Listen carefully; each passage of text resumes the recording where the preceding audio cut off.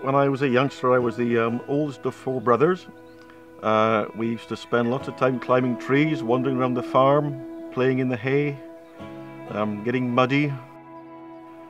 And I grew up as a farmer.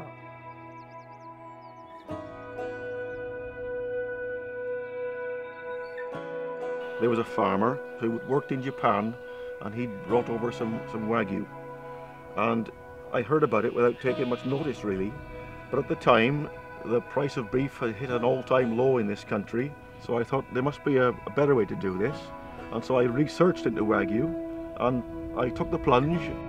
I had no business plan, no markets, but I thought if it's going to taste better, then it will find those markets in due course.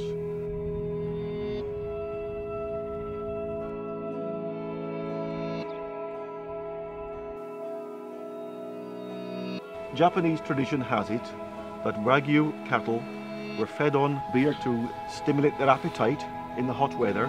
So what we've done is repeated that here by feeding local beer to the cows. We have a fantastic relationship with Monty's Brewery, who are just 3 miles away. When they're making a batch of beer, there's always a little bit of waste, which is too yeasty for human consumption, but it goes down perfectly well with the cows. What I found by experience is that the cattle prefer the paler, lighter ales, much like myself. It's all a matter of personal taste, I suppose. Come on, come and get your beer. Come and get your beer.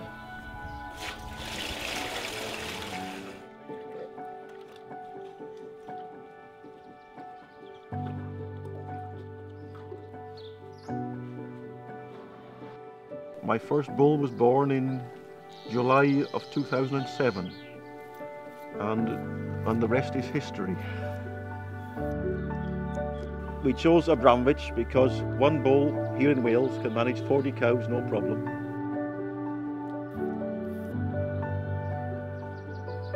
Attempting to produce the best quality beef in the world is a tricky business.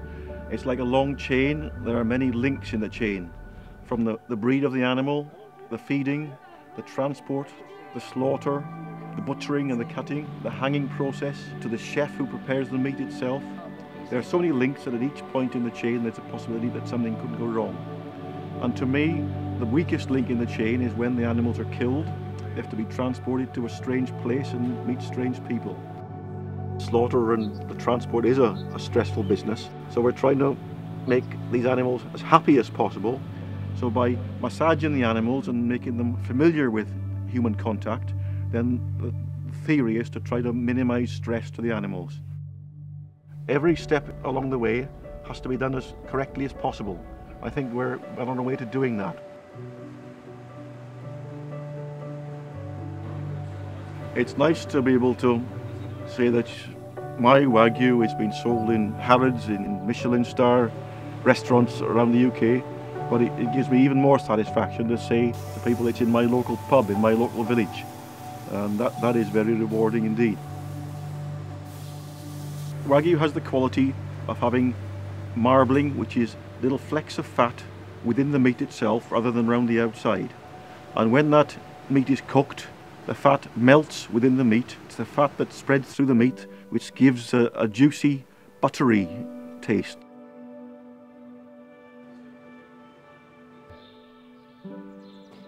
And I think it's nice that people can have a choice. They can buy mass-produced or they can buy small and local. And that's what I'm trying to achieve. It's been wonderful to meet people outside my own immediate farming community. But it gives me the opportunity to do what I want to do, which is to be a farmer. But also to reach out to get the possibility that I can be in any home anywhere in the country, which is nice.